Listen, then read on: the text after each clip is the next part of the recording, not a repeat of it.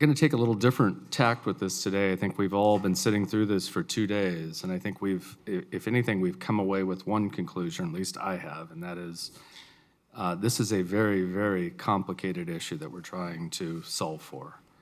And I think the last panel today is going to be one of the most important because none of this matters at the end of the day if we can't get farmers to adopt enteric solutions. And so I think this panel's really, really important as we go forward.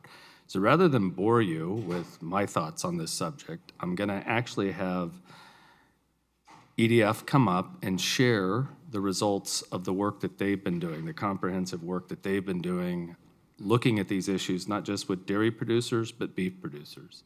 Provide us a little perspective and a little foundation for the discussion, and then we'll move into the rest of the panel discussion. So with that,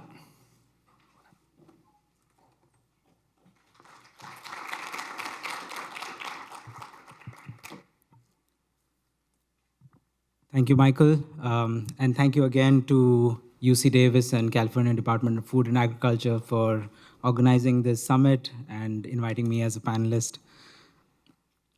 For those I've not had a chance to say hi to, my name is Vrashabh Kapate, and I lead Environmental Defense Fund's engagement with the dairy industry to drive climate ambition and action. Environmental Defense Fund is a global nonprofit that seeks to find pragmatic solutions to challenges in the realm of climate.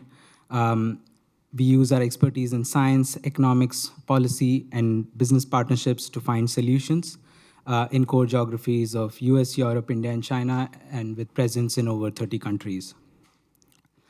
As I outlined yesterday, we recognize the importance of methane and the critical role that it can play as a short-lived climate pollutant. And we believe that reducing emissions in methane now will put us on the best path to avoid catastrophic impacts of climate change. Coming to today's topic, as Michael highlighted, understanding where farmers are, their needs and challenges is absolutely critical to drive adoption of enteric solutions. And so with support from Context Network, we surveyed 400 dairy farmers and beef producers to understand their perspectives on enteric solutions, opportunities, and challenges that they face. I had the opportunity to share some snippets yesterday, but I would like to deep dive into the findings and share 3 key findings and ways in which companies and policymakers can help drive adoption.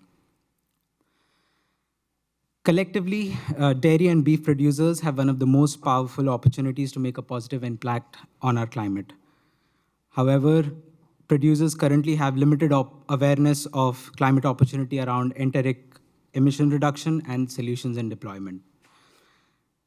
Of this finding of the survey, only 20% of surveyed producers believe that it is important to reduce enteric emissions from livestock now.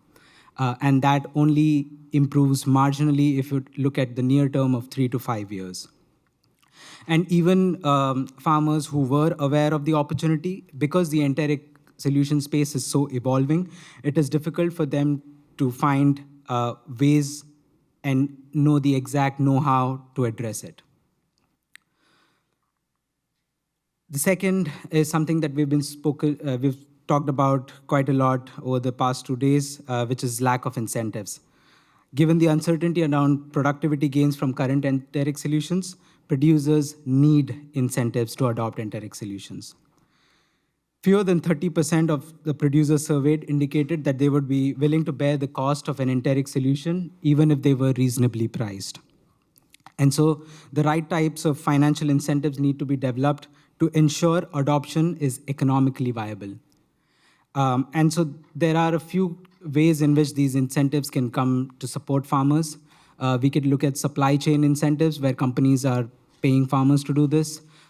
We could look at premiums for low carbon dairy or low carbon beef that consumers are willing to pay. And we can also look at incentives from government programs like EQIP and CSP.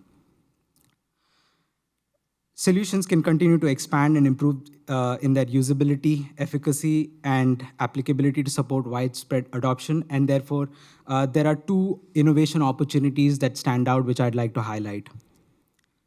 The first one is improved productivity. Over half of the producers reported that increased productivity is the single most factor that would incentivize them to adopt a solution.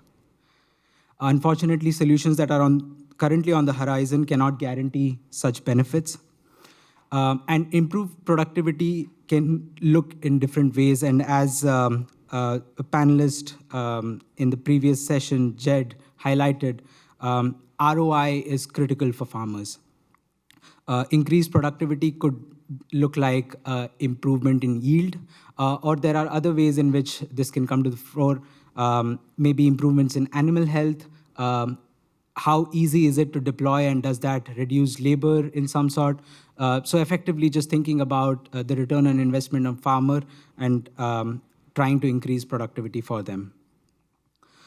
The second opportunity for innovation is around applicability in grazing. Beef producers were significantly less likely than their dairy counterparts to be aware of or have plans to adopt enteric solutions. And there are a couple of reasons for this. First is the dairy industry has been slightly ahead of the beef industry in terms of setting targets and trying to find ways that work. The US dairy stewardship commitment is something that many of the players have signed on to, and which aims for GHG neutrality by 2050. However, the other challenge has been the applicability in grazing. Most of the promising solutions that have come to the fore have limited applicability in the grazing context and therefore leave out a significant portion of enteric methane to be tackled. Now coming to the solution set of what can companies do. If you look at the life cycle of development of these products, ranging from research, development, demonstration, and deployment, there are many things that companies can do to support each of these phases. Companies can provide researchers the funding they need for innovation and coming up with breakthrough solutions. In the development phase, companies can invest seed capital to help prototypes reach commercial stage. Companies can participate in trials to demonstrate safety and viability of these solutions. And finally, in the deployment stage, companies can spread awareness and work with their suppliers to conduct the necessary education and outreach that's required for uptake, as well as develop financial and operational incentives to drive adoption. And finally, companies can also set a methane reduction target, which will signal the market that this is a high growth opportunity. Coming to what policymakers can do, and this is something that we've been discussing a little bit in the previous panel as well. But the one thing that I wanted to highlight was the need for research and development funding. Ermias also underscored this point. In a recent project that we did with the Breakthrough Institute, we found that federal R&D funding in agriculture climate solutions were 35 times lower than clean energy investments. And if you look at the overall federal R&D spending, only 2% goes towards enteric solutions. And it's abysmally small given the opportunity that exists in reducing GHG emissions from enteric solutions. In terms of demonstration, there is opportunity to look at the barriers to innovation, including the regulatory process, and the panel before us has highlighted ways in which we can remediate some of that. And finally, within the deployment phase, we could look at public incentives through programs like CSP and EQUIP, which have already listed certain conservation practices, and is there a way we can add things we do towards reducing enteric emissions within the ambit of such programs. In closing, I'd like to say that enteric methane provides an opportunity which is absolutely essential in tackling climate change, and focusing on solutions and incentives that producers will need is critical for scaling adoption and scaling these solutions fast. Thank you, and I look forward to the conversation.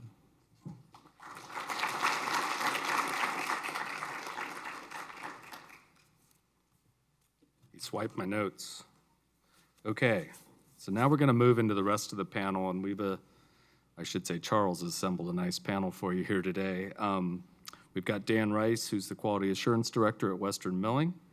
We've got Hannah Stefenoni, who's with Producer Relations at Clover, Sonoma, one of the dairy companies here in Northern California.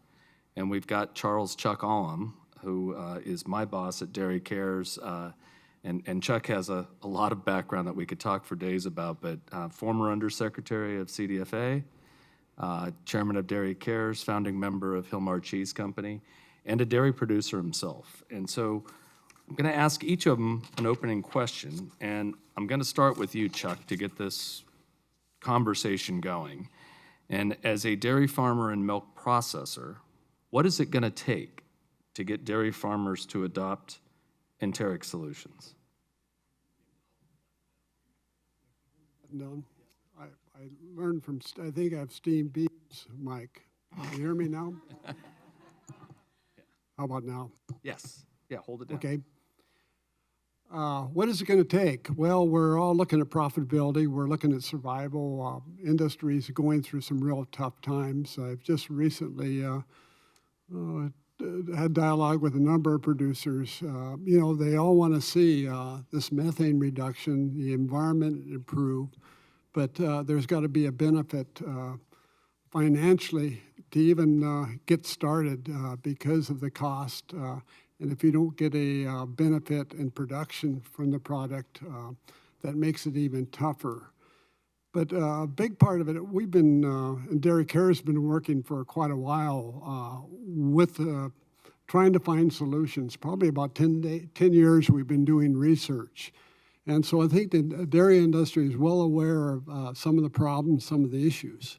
So we want to be part of the solution. So how do we work together to get to a place where we can use this product and really improve the environment through dealing with enteric issues? So I think there's got to be a benefit, and it can't be just a segment of the industry as we are now through some of the feed ingredients where you're getting a production benefit. It's got to be a broader base of the industry if it's really going to make a difference. So I'm really encouraged about a meeting like today. I see some old friends here, but 10, 20 years ago, you wouldn't have seen a meeting, let alone have an FDA person stand up in front of us and open himself up the way he has. But I think that really shows the real improvement, and some of you young folks here are really getting the benefit of the dialogue we've had over the years, opening up between our regulatory agencies, the producers, the universities, and really get some real honest dialogue. And the big thing is we've called trust, and we've built a lot of trust in that with each other. This is a little off the topic if I can, Mike, but I think the trust issue, I really made it clear one time when Al Gore had a clean water hearing in San Francisco, and the director of EPA was there, and they're asking for public comment afterwards. And I said, so I got up and I said, I know about you damn regulators. He says, I know when you get up in the morning, you don't want to go to work. You don't want to hit somebody over the head. You don't go home and kick your dog and scream at your wife when you go home.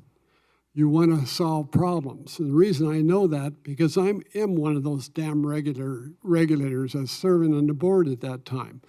But I think that kind of dialogue kind of broke down the air. And we really, from that point on, we started with the dialogue. We started with building trust within the industry. The industry went out and showed weaknesses in some of our water issues in the dairy, and actually had EPA, we're exposing ourselves to some potential problems, but being honest. So how can we solve that problem? How can we work together? How can we get this funding to make it work? Because we can't do it standing alone.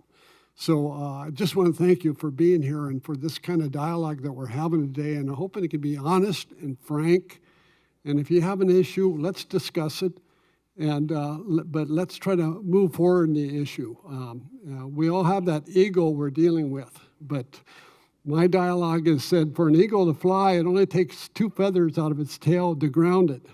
So let's share our feathers, let's make that bird fly, and I think we can really find improvements in the environment through this discussion. Thank you.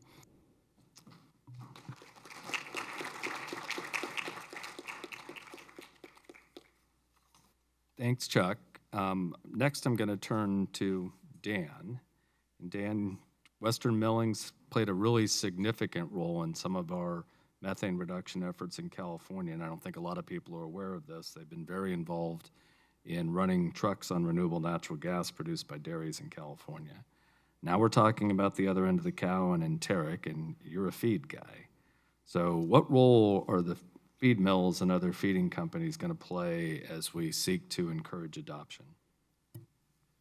Yeah, some say feed guy. I call myself a mill rat because constantly going throughout the state of California, we've got 5 facilities making feed. A few things come to mind. The first thing, words like diligence, transparency, and traceability. And I say that because having been in the feed industry for 20 years, I'm very proud of the work that we do. I think I'm not daunted by the task in front of us. We've proven, I think, resiliency over the years through things like COVID. We've kept mills running, we kept animals fed, thinking about FSMA. We've adapted to that and embraced it, and we're going. So as much good as we've done, I would say be very open. There's a blind spot that I think that we have that we need to work on, and that is the barriers to entry for ingredients in particular is very, very low. And so when I think about diligence, it's really important as a feed manufacturer that we're doing our diligence, that we know the suppliers, that we know the research, that we're building relationships there, because it's far too easy, I hate to say it, that kind of a come along lately can make a lot of the same claims, not do the homework, not invest in research, not go through the regulatory pathways, and still participate in the industry. So I think that's kind of thing one in my mind. Thing two would be listening to the research the last couple of days. It's very exciting. My mind in the back of the room is thinking about tech transfer. And so I'm thinking about, we're in the business of converting grains and raw agricultural commodities into value-added feedstuffs. So that means lots of mechanical energy, steam, PSI, BTUs, that sort of thing. So I'm sitting there wondering, are some of these technologies going to hold up through pelleting, through extrusion, through steam flaking? What do we have to do as an entity to understand how to best make sure that we're in delivering consistency and uniformity, because that's expected of us, and not variability on farm? Or do we have to look at it like a liquid feed application sort of thing? And then lastly, the third thing that I thought of is nutrition. So as Western Milling, we do offer nutrition services. We work with independent nutritionists. We have our own nutritionists. But I think it's really key that Jed kind of mentioned it. It's important that we understand the technology, the current season of the feedstuffs that we're in, the regionality of the feedstuffs, particularly in California, the specific dairy and the dairy's desire and how they want to operate. All of that fits together to kind of achieve the objective. So we have to be aware of all of those things and not just focus on, say, an ingredient tech sheet to make a decision. So. Appreciate the opening thoughts. Hannah, I'm going to turn to you next. And I learned a lot about Hannah in the last week, and she serves as Clover Sonoma's Director of Member Relations, but she also has a significant background in enteric feed research from Penn State days. So I didn't know that going in. I learned that on a call last week. So I know she's going to share a little bit about that, but tell us a little bit about Clover Sonoma. Not everybody's familiar with the company, and why sustainability is so important to your company. And then I'm going to follow that up with another question right after. Hi, I just wanted to say thank you so much for inviting me to speak on this panel today and pulling together such an important conference. I think that, you know, the enteric feed additive and methane reduction research has been prevalent for decades, but I think really in the last 3 to 5 years, it's picked up quite a bit. And so I just wanted to say thank you for getting all of the really important stakeholders under the same roof so that we can help, you know, understand where we are and start coming to hopefully some conclusions and solutions. So just a little bit about me. I grew up on a dairy in Northern California when I was younger. That kind of led me to want to pursue animal science. So I have a master's and bachelor's degree in animal science, and then I conducted some graduate work at Penn State, and my main research objective was feeding Asparagopsis taxiformis to dairy cattle. And so about 3 years ago, I took a position at Clover, Sonoma as their producer relations manager, which essentially means I'm the liaison between our 30 dairy partners and the company. And so some of what that entails is animal welfare innovation, regulatory compliance, and then what I'm most passionate about and what I enjoy doing is trying to find opportunities for greenhouse gas reductions on farms. And then just introduce you a little bit about Clover. So Clover Sonoma is a third-generation family-owned dairy processor in Northern California. We contract, I think I said, with about 30 dairies, but we have organic and conventional milk coming into our plant that we distribute all throughout California. And sustainability has been a really important pillar to Clover. You know, I'm guessing through its inception. It's been around for over 100 years. I can't say that I've known about it, but I grew up drinking the product, and I know that Clover has always been conscious of their impact on the planet. And so just some initiatives on Clover's side is, in the last 3 years, we introduced some innovative sustainable packaging. So all of our paperboard cartons are lined with a plant-based liner. And then just last year, we rolled out a post-consumer recycled plastic for our gallon jugs. So Clover's always trying to do more as far as it comes, with the sustainability front. And then as far as our dairy, so uniquely, like Michael said, we're mainly located in Sonoma, Marin, with a few dairies in outlying counties. But our dairies have been sustainable, at least, some of them have been around for 100 years. So they have had to be sustainable in ways that keep them around for that long and keep being passed from generation to generation. But more recently, quite a few of our dairies have received funding from CDFA for Healthy Soils grants.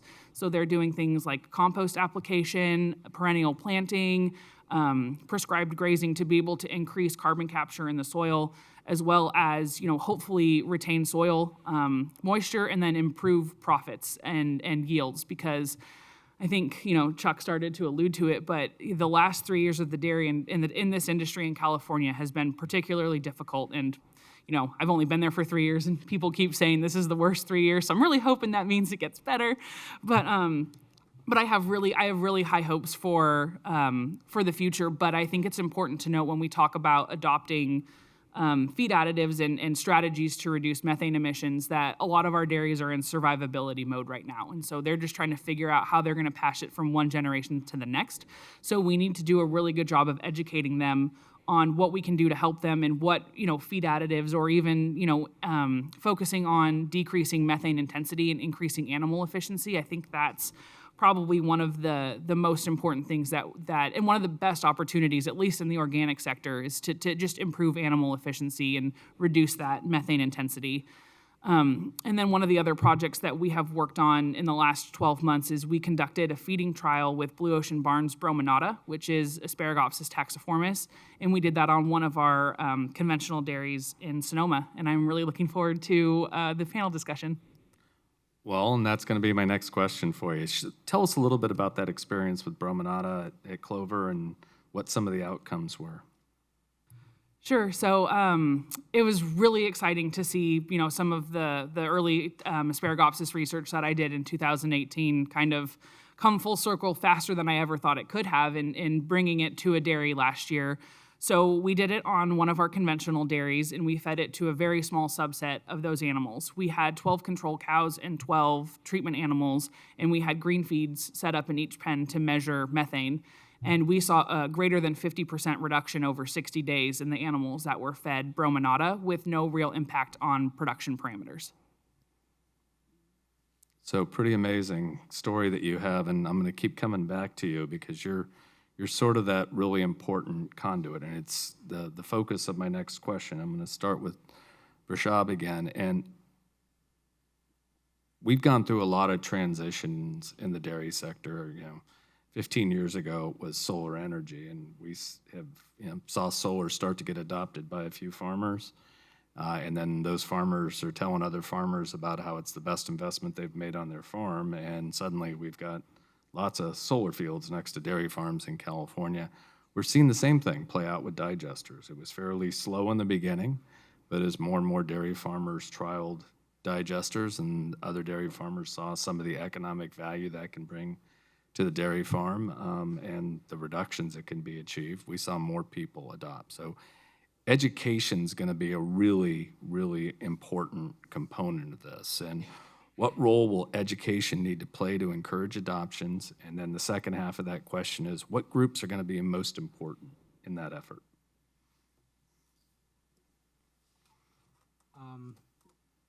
I think education is going to play a critical role. As we saw, the current rates of awareness are low, and education will definitely help get those numbers higher. In terms of who is going to do this, I think there is a big role for dairy companies to play in all of this. They've been aggressive in terms of setting ambitious targets to achieve net zero and so on. And they are really banking on enteric solutions to come live, and as part of their modeling, enteric solutions play a huge role in how they're going to achieve net zero. And so I think it is those players who are going to help educate and bring some of those solutions to be adopted by farmers. And I'm just going to go down the line. Dan, what are your thoughts on education? Is it going to come from the feed mill, the feed industry, the dairy companies? Where does it need to come from? I mean, there certainly needs to be a lot of subject matter expertise. I think the growth is going to be peer-to-peer. I think when I think about the examples you shared, Michael, I think small wins, it's just going to be organic growth, mouth-to-mouth in the market. Just my knowledge of kind of the traditional industry. The other group that I think that is going to be vital to adoption are going to be the veterinarians. They have such a wealth of expertise. They know the herds, they know the producers, they know what the objectives are for individual producing entities. And when they see changes, be it good or suboptimal, or there's an animal health condition, them being on farm, talking with the producer, with the feed mill, with perhaps the ingredient supplier, they're going to be so critical to the success of the overall program, in my opinion. Chuck, give us the dairy farmer's perspective. Who's going to best educate you to adopt enteric solutions? If you're the average dairy farmer, I know you're a different cat. I'm the average guy, but it's going to be a combination. A cooperative, we're sitting here in UC Davis. They play a critical role, and it's a trust that we've built with some of our researchers. I think Frank Mitlander is one good example. It's really helped with our voice and a trusted voice. And we're going to have to pick those trusted voices, and then some of them are going to be the co-ops, some of it's going to be the processors. But we're going to have to get in a place where we're not competing against the other to who's going to be the cleanest operator or reduce the most enteric, but we have to work together. And we also have to work as a research foundation, and Dairy Cares is working with Starbucks and Nestle's, trying to create that path, trust that we can work through a pathway with our regulators so we can get credits, put some of those dollars in the bank to pay for the changes we need to make. And it's all about trust, and I think this is a good start here as a trust building session. And Hannah, clearly as a dairy company, I mean, you're going to play a very significant role. I mean, and you're well educated to do that. How do we make sure everybody, because I agree, dairy producers are going to need to hear the same message from the scientific community, from their dairy company, from their nutritionists. How do we get everybody on the same page? That's a great question. So I think a few people on this panel have already said that trust is key, and I cannot agree with that more. I think that, I have worked over 3 years to establish trust with our producers, and obviously, I have some experience in this field, and I'm able to hopefully guide them on that path. But I think that it's a lot of it is going to need to be peer-to-peer. And so Clover has a subset of their 30 dairy producers of a panel of 5 people, 5 dairy producers who, Clover meets with them approximately quarterly, and we talk about, just different initiatives that the company is doing, get a finger of the pulse on the industry. And I think that if we can convince those 5 people that this is something that is beneficial, I think that they'll be able to go to their peers. And while I feel like I have a good relationship with them, I think it's even more meaningful when it comes from your neighbor versus your processor who's saying, this is something I want you to do. But I think one really important role that education is going to play is being able to talk about dairy's market share right now. So, there are other plant-based alternative companies that are attacking dairy and, saying that we have a huge greenhouse gas footprint. And I think that anything that we can do to maintain that market share or even grow it by talking about the good things that we're doing, enteric methane specifically, but even other greenhouse gas initiatives is incredibly important to be able to convince the producer of why this is necessary and being able to show them exactly where their impact falls on, like us, Clover, our company's emissions. So I think that that's probably one of the best places to start. And I think that, as you mentioned, we've seen this with solar and digesters. I think once we have one domino fall, their neighbor sees that this is something that is not bad and something that they can do. I think we'll be able to get the majority of them to continue to follow. Great, thank you. I'm going to break this next one up into 2 parts because we've talked about incentives and they can come in different forms throughout the 2 days of discussion. I'm going to talk about it again. I want to talk about financial incentives first, and I think Vrashabh, in your introduction, you talked about how those can come from government, those can come from customers like Starbucks and Nestle, they can come from potentially in the long term, maybe even consumers in terms of a willingness to pay more for a low-carbon dairy product. So who's best positioned right now to provide those incentives that are going to be needed? And what level of incentive do you think we need to get this rolling?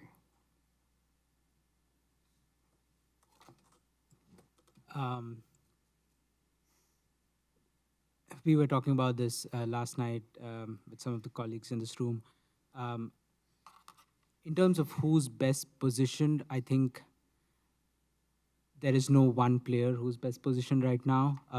But I think the first mover in this could very well be the companies for the reasons that I've highlighted. But I think as we get closer to some of the targets, say for instance, California has set to reduce emissions by 40% by 2030. As they get closer to that date and as solutions are commercially available, there may be an opportunity for them to come in and pitch in as well. How much is it going to be? It has to be enough for the farmer to say, yeah, this is worth my time and effort. And that can happen also through something that we've been calling a stacking of incentives, where different players can come together and contribute a share of the overall cost of what it is going to take to adopt. Thank you. Dan, thoughts, that topic?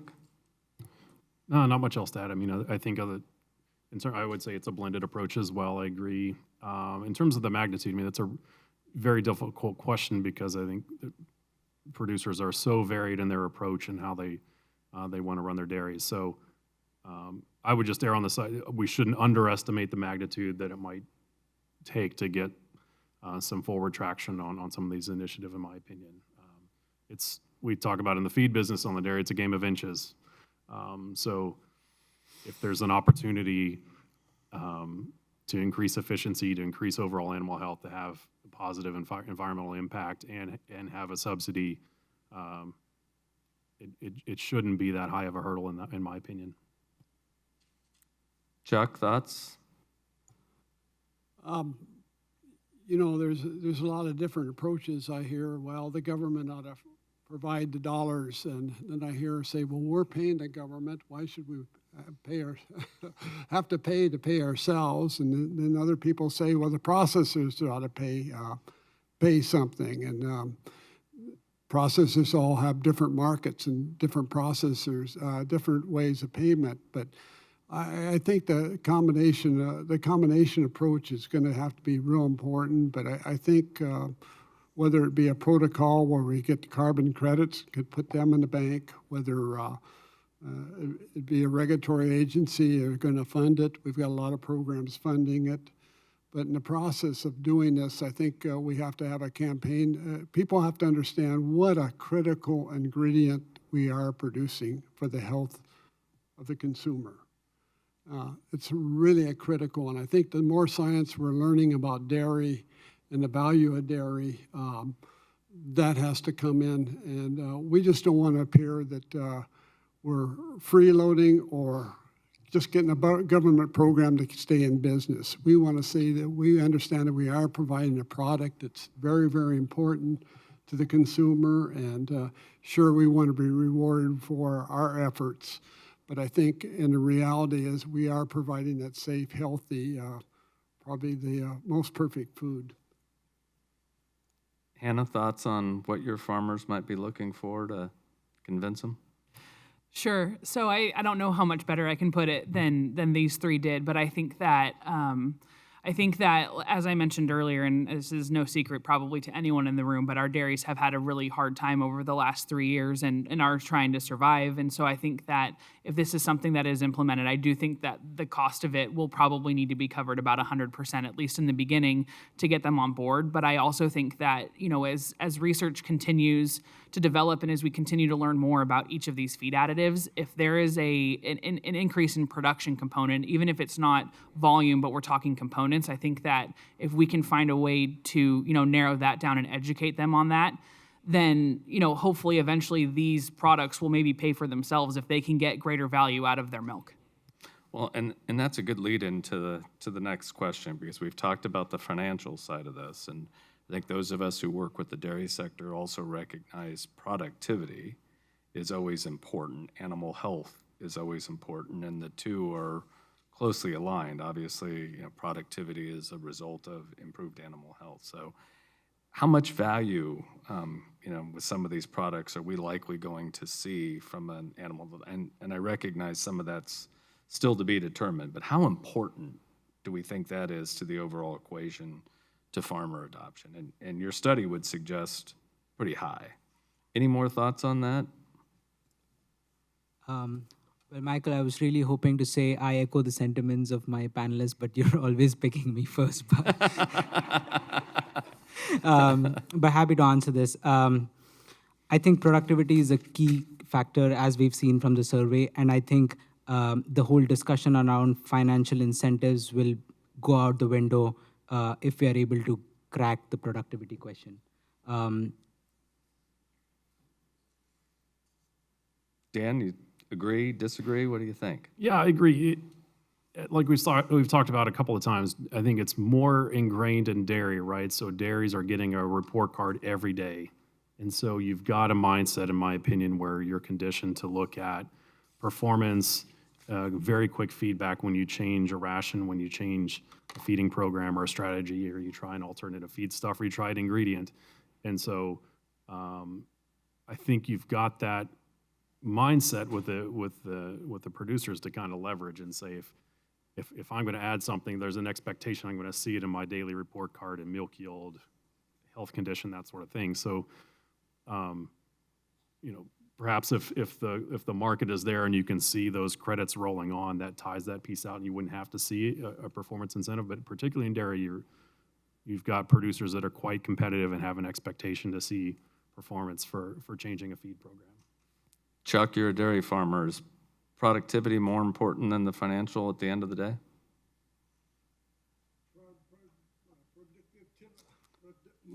Push the button.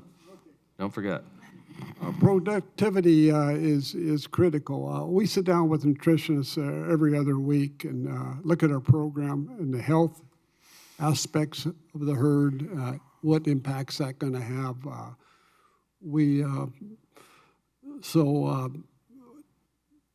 Productions are critical if we can get financial input, but at the end of the day, we've got to show that bottom dollar, like comment made here, guys are struggling and people are looking for financial incentives, but we don't want to have to go out and beg to get the process, to accomplish our goal. I think working together, seeing EDF here, I mean, that's quite an accomplishment.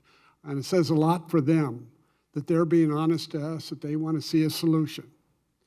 And I see, and they are now on our team trying to say, how can we pay for this? Rather than say, it's all your guys' darn responsibility, you go forward. So I think it's just totally critical. We've got the department, it's always back in the buffer in the industry, trying to protect us between the consumer and the producer. We've got the other regulators that are working with us. So I think, is that very clear? Hannah, thoughts? I think that I just need to echo what everyone else here said. I'm not sure if I can say it any differently, but I think that production is an increase in production is extremely important because, like we've all said, if we can get the feed additive or whatever the solution is to pay for itself, I think it'll integrate seamlessly. But if we are able to get more components or even more volume out of each animal, maybe that will be that many less animals that we have to milk for the same volume, and then tackle the intensity piece as well. All right, and I'm not picking on you, Vrashabh, but I am going to turn to you again first because this comes from the study, and I think it's painfully obvious to some of us sitting here. We're having a lot of discussions about dairy producers the last 2 days, and very little conversation about beef producers. And why are beef producers less likely to be aware of and ready to adopt enteric solutions? What'd you learn from your study? What are your own thoughts on this? And then we're going to go to the rest of the panel to respond to that as well. Yeah, I think I highlighted some of this in my opening remarks. It's a combination of two things. One is the dairy industry stepping forward and saying we need to do something, and the beef industry has been slightly lagging in terms of that. And the other is just the solutions that are coming are being discussed in the context of dairy, where or in cases where a daily ration is fed. And so there is limited applicability in the grazing context. And I'm looking at the AgNext program and some of the comments that were made yesterday. And I'm hopeful that we'll be able to have some breakthrough soon in the grazing context as well to bring beef producers on par with dairy and have a larger share of the pie to tackle.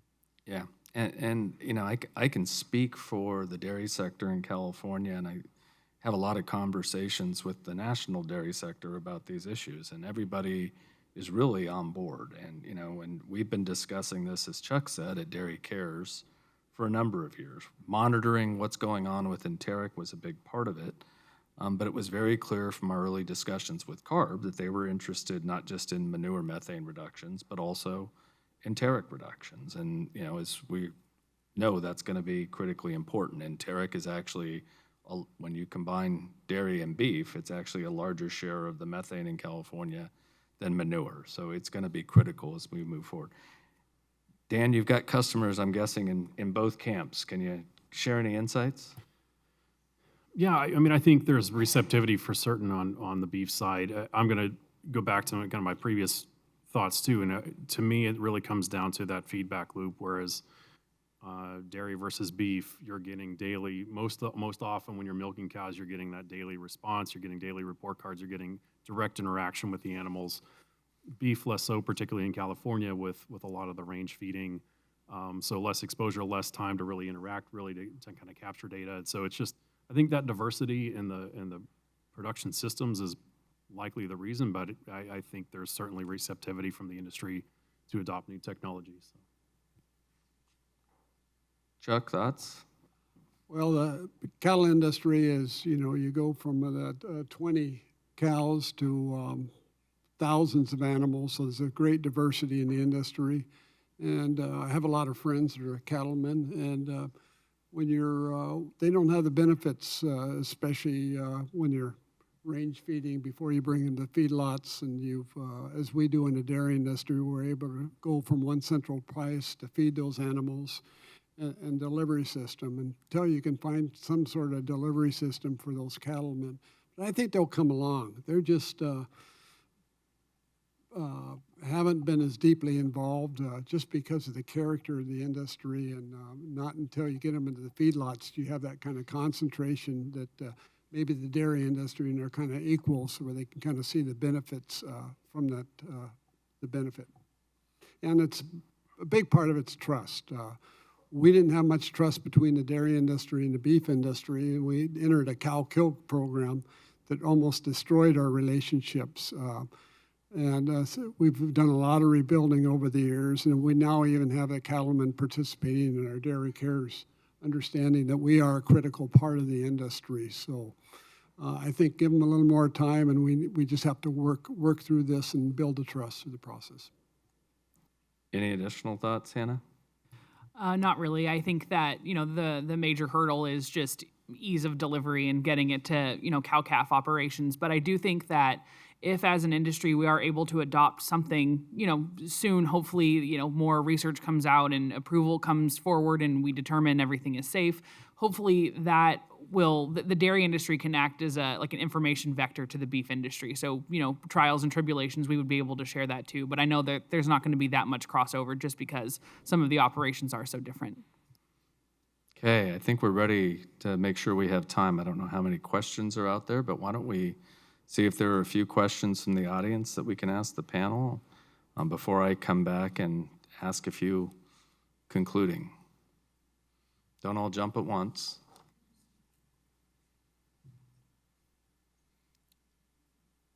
Any questions? Oh, we've got one.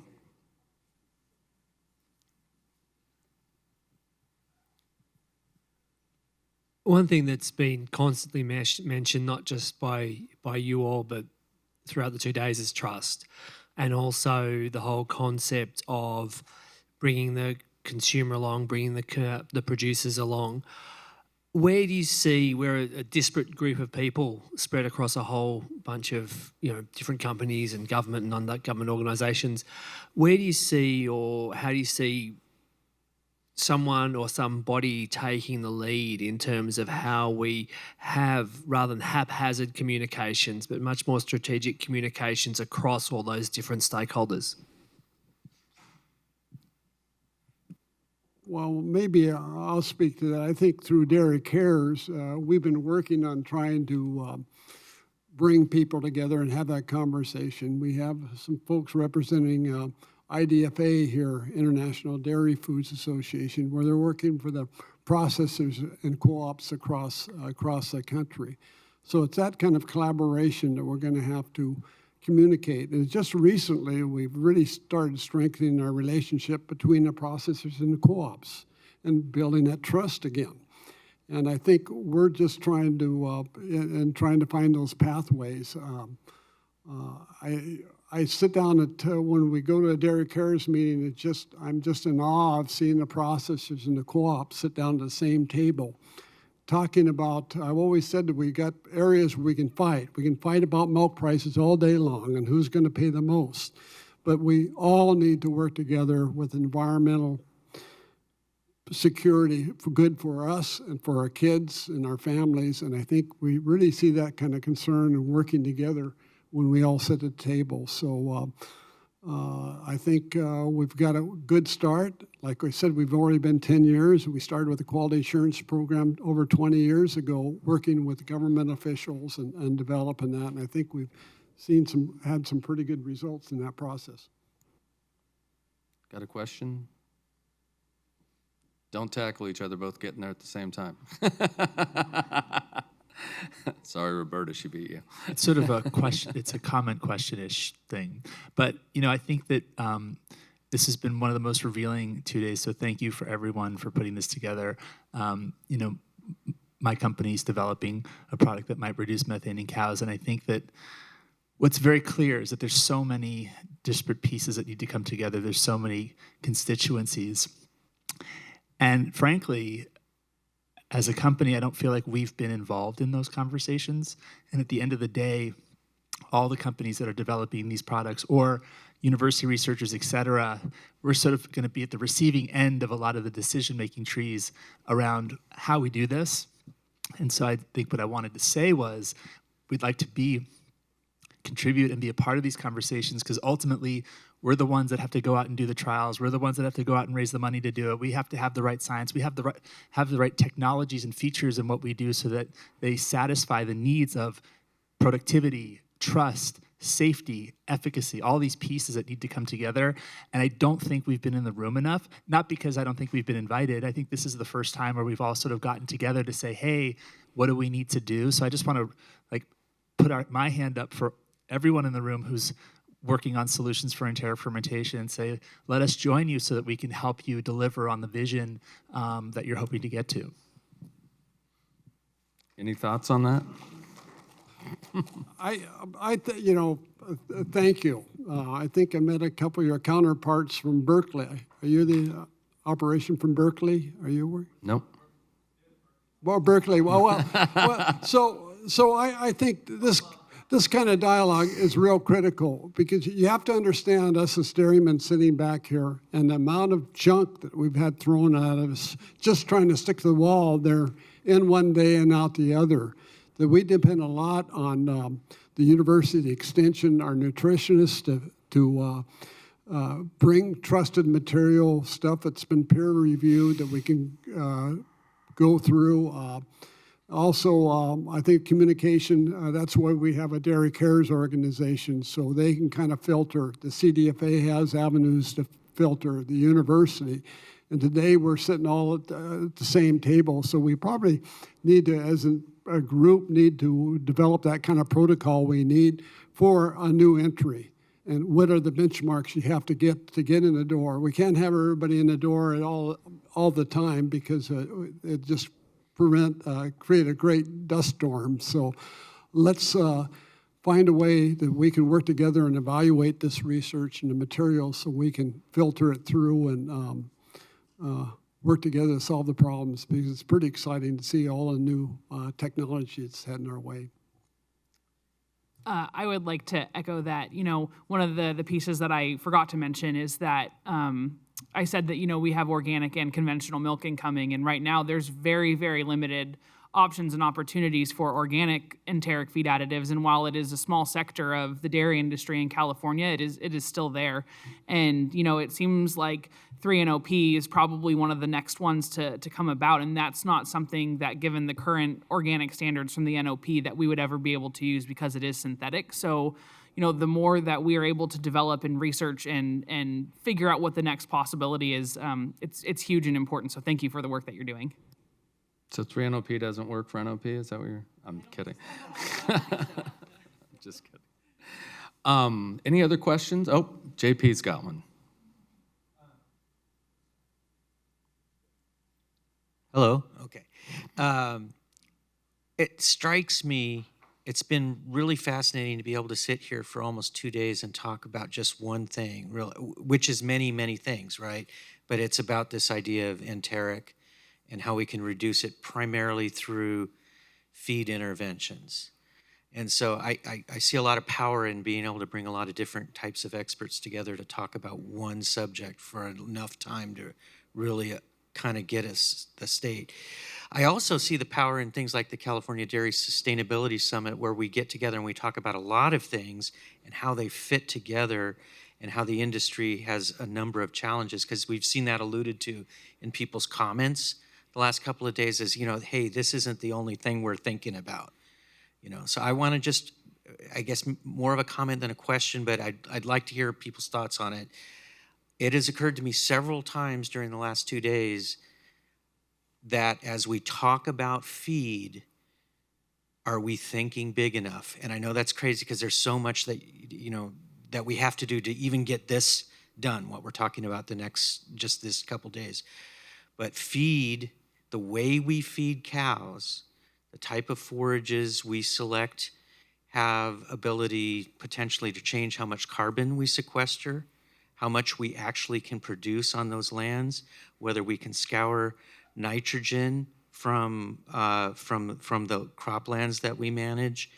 and what the cow actually ends up producing in terms of waste, whether it's methane, but it's also nitrogen and salt. These are all super important issues.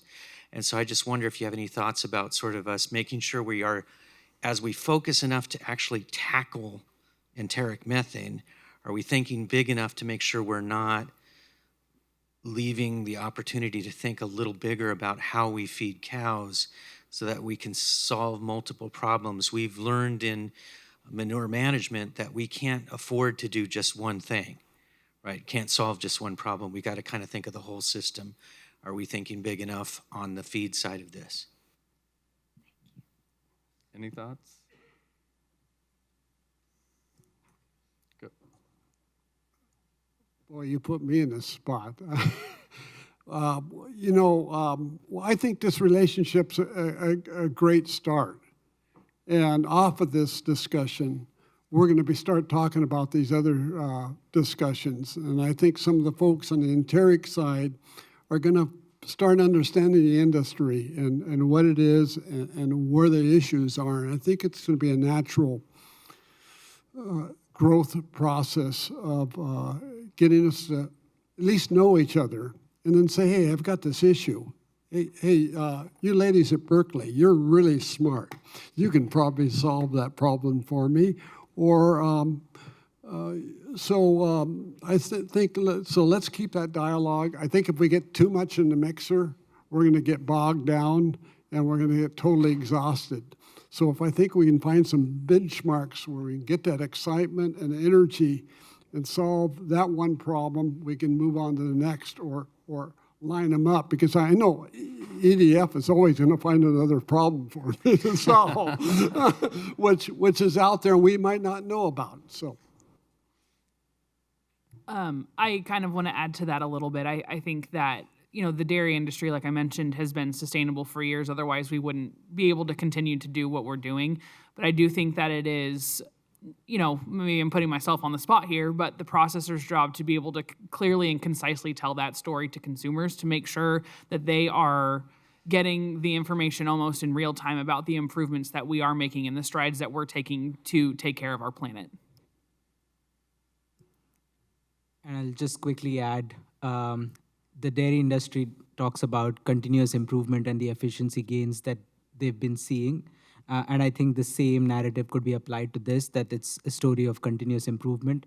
Today, we're talking about enteric methane, and hopefully the sustainability journey will continue to tackle all the solutions, all the challenges that confront us. So I'm going to take it back to a couple of key points to kind of conclude the panel today. And the first one, clearly feed additives are being used in the European Union today. They're being used in South America by beef and dairy cattle. Can we realistically wait much longer before we get started here in California and across the U.S.? What's the urgency that everybody sees? And I'm going to start, so I'm not picking on EDF all the time. I'm going to start with Hannah. I think that I do think that it is urgent, and obviously we have to follow the regulatory process to ensure that everything is safe before we get it out. And I think that someone, I apologize, I forget who, but someone said, we need to make sure that the consumer is educated and on board before we decide to take the next step. And I think that's extremely important. But I do think that, it's no secret to anyone with the weather patterns we've been seeing that the climate is changing pretty rapidly. So the quicker that we can make a move, the more important it is. Chuck, can we afford to wait? Talking from a processor's perspective, our customers are getting more and more less patient about their expectations, about what they expect for a carbon footprint, methane reduction, whatever. So there's demands, and they're trying to piece this off and saying, hey, if you can provide that, we're going to give you all your business to you. So we can really get into a war where we're really getting some bitterness between the industry and finding out what we can do.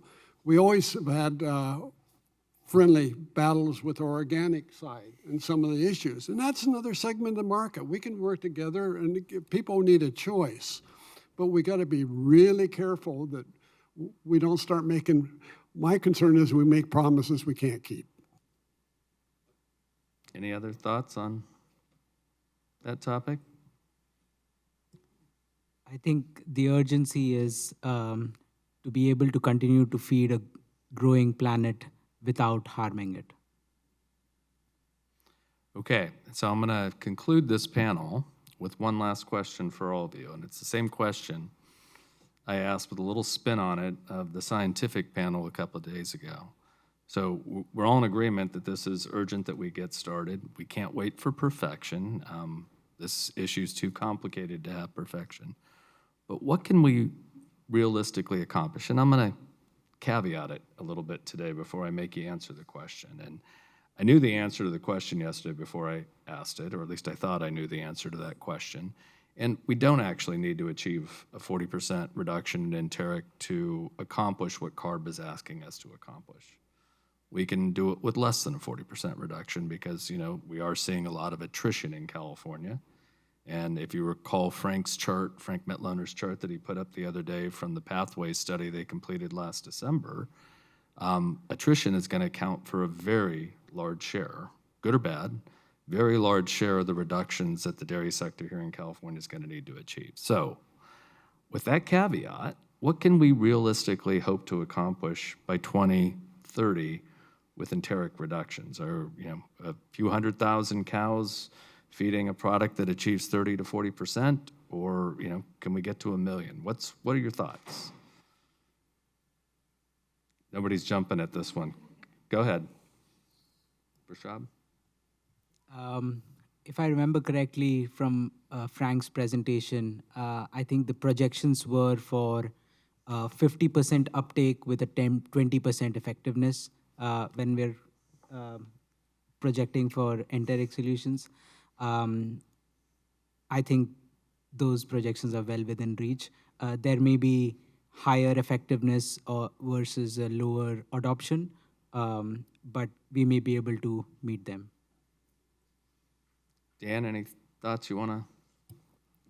Yeah, asking for predictions. So, thing one would be, as I get older, I mark time by World Cup. So 2030 is a World Cup year. So prediction one will be that the United States will win their first ever World Cup. So that's the bold prediction. I'm going to take the safe route, right? Okay. So, I can imagine a 2030, in at least in California, where there's a thriving dairy industry. My mind, when you kind of teed it up, my mind went to one of the first slides that Frank showed yesterday morning, and that's likely going to fewer cows, the number TBD, but I think I envision fewer cows. I think there's going to be some producers using technologies, others that are not. There's probably a fourth or fifth thing that none of us have even thought about yet. Something's going to pop up in the next few years that we're going to have to latch on to. I don't see the dairy industry going to zero, but I think it's going to be self-sustaining and better than we are now as we've kind of gone down the technology path.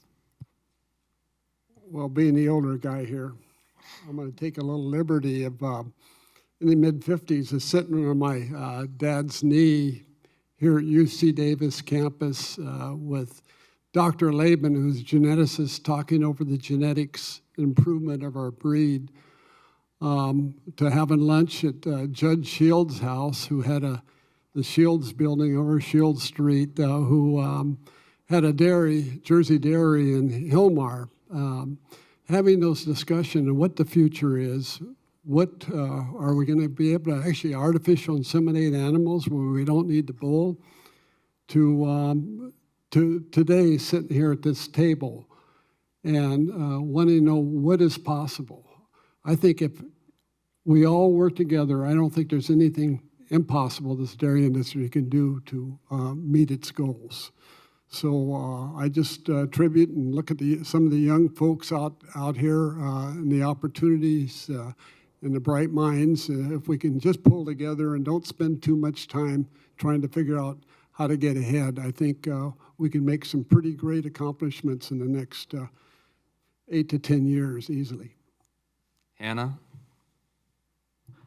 I think that when looking at greenhouse gases, maybe not specifically enteric methane, but I think that we need to continue to take a holistic approach at how we can make a real impact on the planet. And so I think that is, someone said yesterday, it depends on what you put in your grocery cart. So every dairy has a different way that they manage. And, especially up in Northern California, we have just a vast array of different technologies that are being implemented and utilized in various management practices. And I think that if we can continue to focus on animal efficiency and land efficiency, I think that we're going to be able to make really great strides by 2030. Yeah, and I think that really goes to the heart of it in the dairy sector in particular, because we have committed to achieving CARB's goals, and we're working with CARB and CDFA to accomplish that. So I really have a great appreciation. Before I ask for a round of applause for the panel, I'm going to ask for a round of applause for EDF. They've been here in a big way. They've been involved and engaged with the industry in a big way, and I want to see them more involved and engaged in California going forward, and I've already had that conversation. We really are, I think, ahead of the curve here, and I think it would benefit from having EDF involved. So a big round of applause for EDF for being here.